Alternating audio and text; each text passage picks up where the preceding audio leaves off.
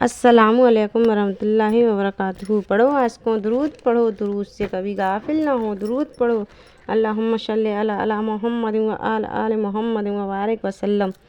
Be be Halima کا مکہ معظمہ میں پہنچنا اور حبیب خدا صلی اللہ علیہ وسلم کو لے کر اپنے مقام پر آنا۔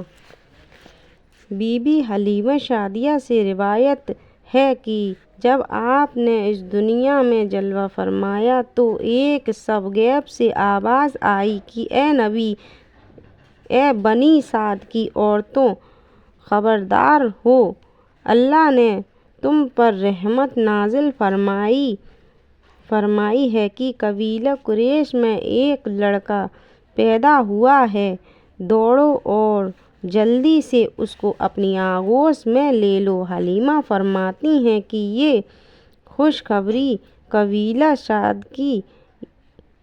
سعدیہ کی عورتیں سن کر مکہ کی طرف دوڑی ہوئی گئیں۔ ان سب عورتوں کی سواریوں کے جانور نہایت تیز تھے اور میری سواری کی اونٹنی نہایت ضعیف اور سست تھی، ہر چند میں اس کو ہانکتی تھی لیکن وہ آہستہ آہستہ چلتی تھی۔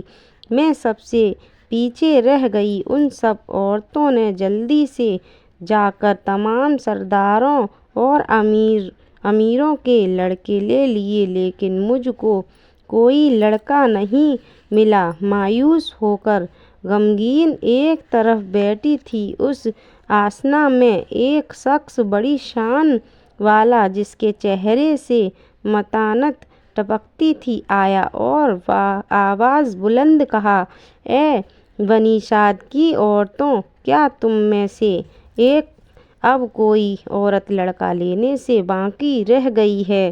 میں یہ آواز سن کر دوڑی اور کہا، میں لڑکا لینے سے باقی ہوں۔ انہوں نے میرا نام پوچھا۔ میں نے کہا، حلیمہ۔ ارشاد ہوا، اچھا تم ہمارے پوتے محمد صلی اللہ علیہ وسلم کو لے لو۔ میں نے کہا، بہت اچھا۔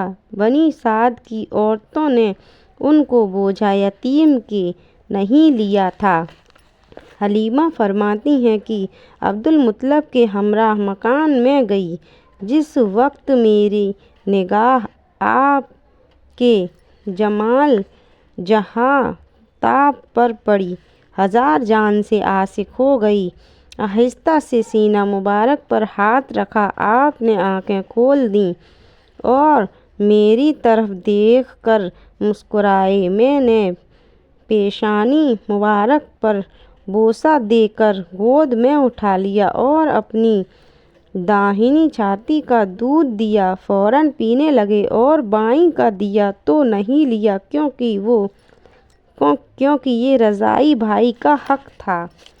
حضرت حلیمہ فرماتی ہیں، جب ہمارا قافلہ روانہ ہوا تو میری اونٹنی نے وہ چستی دکھائی کہ سب ساتھیوں کی اونٹنیاں پیچھے رہ گئیں۔ میری قبیلے کی عورتیں پیچھے رہ گئی تھیں۔ یہ حال دیکھ کر متحیر ہوئیں اور کہا، اے حلیمہ، یہ کیا سبب ہے کہ بروقت روانگی تیری اونٹنی اس قدر سست تھی کہ چلنا دشوار تھا اور اب یہ سب سے آگے ہے؟ اونٹنی نے خود جواب دیا، اے لوگوں، تعجب کا مقام نہیں، اب میری پشت پر حبیب خدا خاتم النبیین سوار ہیں۔ جس قدر ناز کروں آج مجھے زیوا ہے کہ میری پشت پہ سردار رسولوں کا ہے۔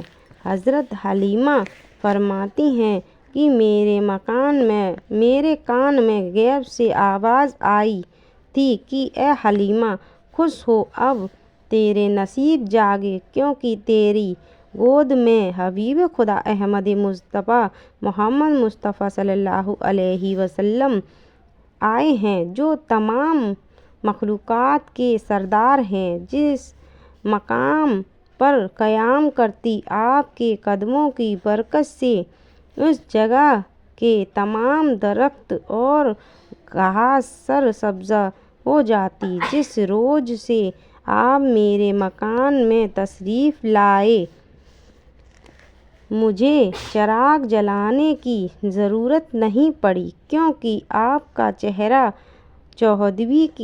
چودھویں رات کے چاند کی مانند چمکتا تھا۔ آپ کے چہرہ انور کی روشنی سے تمام مکان روشن رہتا تھا، اور جب کوئی چیز کو کوٹھری میں لینے جاتی تو آپ کو گود میں اٹھا لیتی، وہ جگہ بھی روشن ہو جاتی۔ اور آپ فرماتی ہیں کہ کبھی آپ مثل بچوں کے نہیں روتے تھے، اور کبھی آپ ضد کرتے تو میں یہ کہہ کر سلاتی تھی جیسے کہ کسی عاشق کا کلام ہے۔